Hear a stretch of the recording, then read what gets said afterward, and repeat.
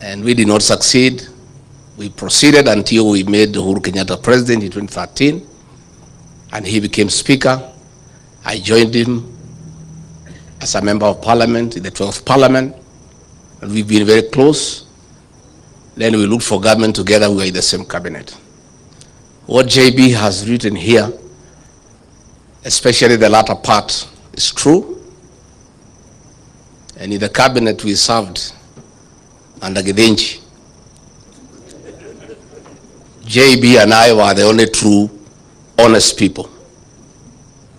When I left, he was left as the only one who is honest. When he left, there is nobody in that cabinet who is truthful.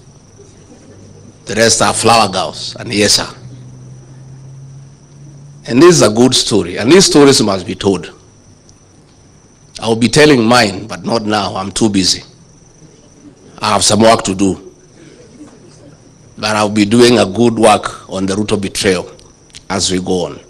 It's good to tell this story because JB tried to bring order to government like he had brought in parliament. And JB was a good speaker. Despite the fact that he came from TNA, he never became a youth winger for Uhuru Kenyatta. JB and Kenneth Marede were two great speakers. It's unfortunate the speaker we have today is a youth winger. You find him in empowerment forums giving people maharagwe. And for that, JB, we salute you. You created order in parliament. You tried to create order in government and you got in trouble, like myself. That's why we are out with you in the trenches. Because you tried to create order. Let me confirm to the people of Kenya that JB Muturi as Attorney General saved this country billions of shillings by refusing to sign shady deals that were laced with conflict of interest and state capture. I remember when one day he was in Dubai and William Ruto called me very annoyed and very angry and full of abuse, abusing JB Muturi in all manner of abuses. Wewe Regiji, tafuta hiyo mtu yako ya bere, hiyo mjinga. Bure kabisa hiyo mtu. Hii sanamu mlitoa wapi mliletea mimi as Attorney General? Tell him, nitafuta yeye kazi. I'm telling him to do things he cannot do. Tafuta yeye, si mtu ya kabila yako. Huyu Ruto anasema hataki ukabila. Tafuta yeye and tell him to sign those things.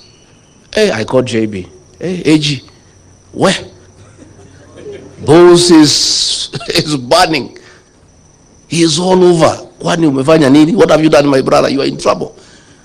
He said I was coming. I'm at the airport, and the boss has called me. I met some business people there and signed a contract on the runway. And I've said I can't. I need to look at the document, give it to people at the chambers, interrogate, and advise government whether it's in order or not. I cannot sign. So I called the president. I said, no. Boss, what you're asking JB to do is wrong. He's on transit, and he's being given documents by people he doesn't even know to put his signature as Attorney General that it is right. And he stood his ground. He was trying to call government to order. I remember one day we were in Naivasha for a conference for cabinet secretaries and principal secretaries. And William Ruto called me to his room again and abused me and my community because of JB Muturi. Hii mtu yako ya bere, bure. Ebu muite hapo mwambie hiyo vitu nimwambie afanye.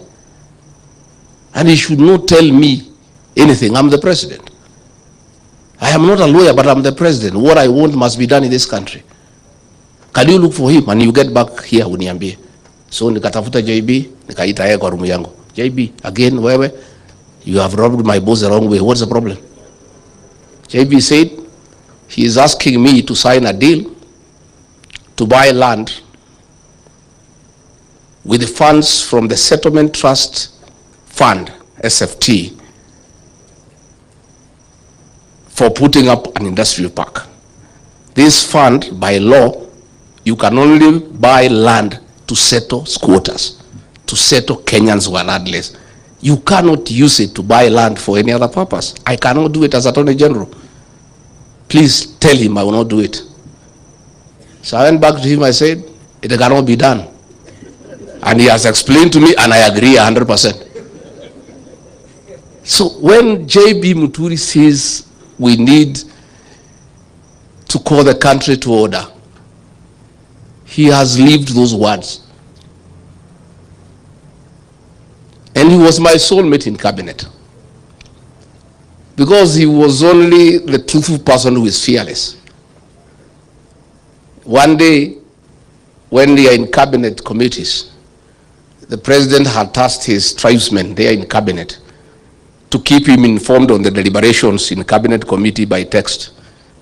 So if the direction a debate is taking is not going his way, especially in issues he is conflicted, he would send you a text and tell you how to take the conversation. So JB looked for me and we agreed what to do. Himself and myself, we will leave our phones away so Ruto cannot reach us. By the time he has been told what he wanted is not going the right way, to a petition. And he has told you, I would say, so if the direction a debate is taking is not going his way, especially in issues he is conflicted, he would send you a text and tell you how to take the conversation.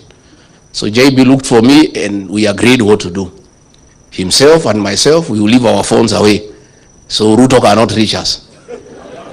By the time he has been told what he wanted is not going the right way, to a petition.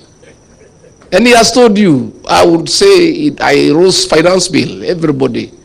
Oh, Muturi, I said, boss, this thing cannot be accepted by the people of Kenya, and will have an egg on our face. Kenyans will not take this finance bill. He took me to task. I said, no. I told the Secretary to Cabinet, Masi Wajau, put it on record for posterity. I have said, no, it will not work. So when it did not work, we went to Cabinet. I wanted to revisit the matter, Kakata. I said, boss, can we go back to what I had said?